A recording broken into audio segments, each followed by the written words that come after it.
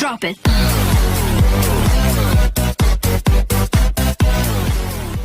Assalamualaikum teman-teman semuanya, selamat datang di channel YouTube saya. Semoga teman-teman sehat selalu, sukses selalu, dan selalu dalam lindungan Allah Subhanahu Wa Taala. Amin ya Allah ya Rabbal Alamin. Nah, di kesempatan video kali ini saya ingin berbagi sedikit tips dan cara mencari lapak atau pangkalan jualan.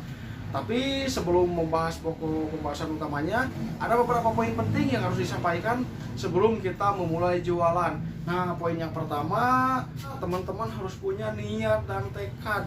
Di sini teman-teman harus mencurahkan tenaga dan pikiran, harus benar-benar 100%, jangan setengah-setengah, karena ini sangat berdampak terhadap kelancaran pekerjaan yang akan teman-teman kerjakan nanti. Nah, untuk poin yang kedua, teman-teman harus punya wawasan atau pengetahuan. Misalkan mau menjualan cilok atau pernah jualan chicken, nah teman-teman harus tahu dulu ilmunya nih. Resepnya gimana, cara pembuatannya gimana, cara penjualannya gimana. Nah, untuk cara penjualan di sini bukan hanya mang beli 5.000 kasih 5.000. Nah, bukan seperti itu. Tapi kita harus mengkalkulasikan dulu harganya seperti apa, gimana, modalnya gimana, nanti keuntungannya berapa. Nah, untuk yang poin yang ketiga adalah waktu.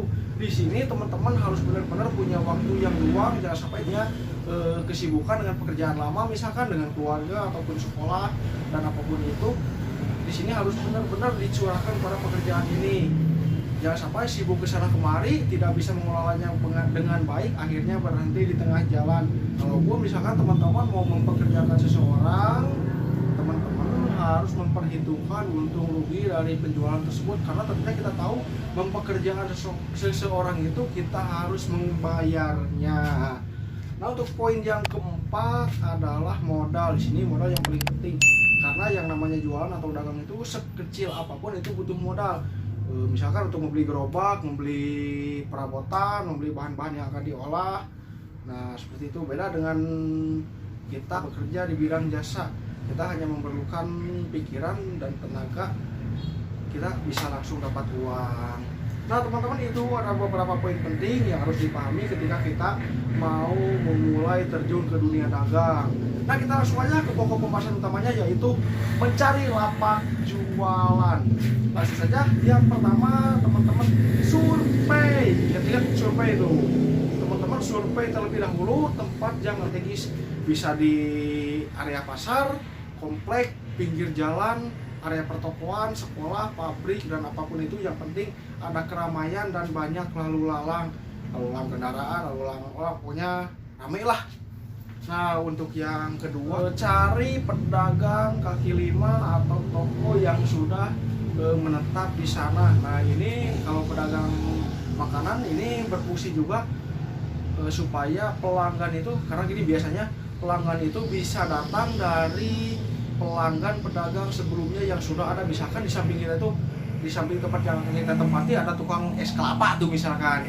Nah, kita di sampingnya, nanti orang yang beli es kelapa itu, wah lihat ada chicken, nah dia penasaran jadi beli. Nah, kurang lebih seperti itu.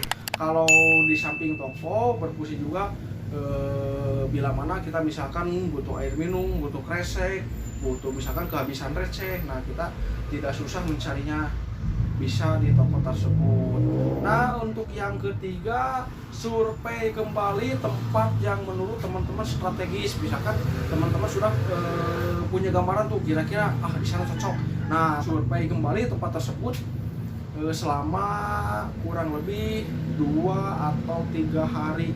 Teman-teman lihat dulu tuh di waktu, kira-kira teman-teman mau buka jam berapa. Misalkan buka jam 1, teman-teman lihat tuh jam 1 kondisi lalu lintasnya gimana, banyak orang yang beli apa enggak, ada keramaian apa enggak. Nah, nanti di sorenya lagi datang lagi, lihat lagi, karena biasanya pembeli itu ramainya di sore hari dan juga malam hari. Teman-teman lakukan selama 2-3 hari ini agar kita tahu bahwa di tempat itu benar-benar tidak ada pedagang yang sama. Takutnya seperti gini, kita survei 1 hari, kita langsung tempati gerobak, besoknya kita jualan. Nah, jarak 1 minggu ada tuh pedagang yang sama. Itu pernah saya alami waktu saya mencari tempat dulu, karena waktu saya survei si pedagang yang sama itu lagi libur, pas saya jualan dia juga ada. Akhirnya seminggu 2 minggu saya tutup. Nah, untuk yang keempat, pastikan tidak ada pedagang yang sama. Kalaupun ada, kita harus bisa menjaga jarak minimal 100 atau 200 meter. Meskipun rezeki sudah ada yang ngatur, tapi kita harus pandai menjaga perasaan orang lain. Kita bersaing secara sehat aja, jangan bermaksud menyaingi, kenyataannya malah kita kalah bersaing, malu kan. Nah, langsung aja ke poinnya kelima itu adalah, nah jika sudah tempat menurut teman-teman wah aman, gak ada pedagang yang lain, teman-teman minta izin kepada pemilik tempat atau lapak tersebut. Nah teman-teman tanyakan tuh ada sumber air apa enggak, ada sumber listrik apa enggak, tempatnya tidak atau lahannya tidak sengketa. Kalau sudah aman, strategis, enak untuk kita jualan, nah teman-teman silahkan bayar dulu tergantung kesepakatan teman-teman dengan pemilik lapak tersebut. Nah untuk yang keenam, jika sudah dibayar silahkan simpan dulu gerobak yang akan teman-teman jadikan tempat jualan nanti. Tapi jangan langsung jualan, simpan dulu selama 1 atau 2 hari, biarkan orang-orang tahu bahwa di tempat itu akan ada pedagang baru supaya menarik minat pembeli. Nah teman-teman, itu dia yang bisa saya bahas di video kali ini. Semoga bermanfaat. Sampai jumpa di video selanjutnya. Saya akan membahas hal-hal yang tidak boleh dilakukan ketika mencari tempat jualan. Jangan lupa tekan jempol ke atas. Terima kasih telah menonton.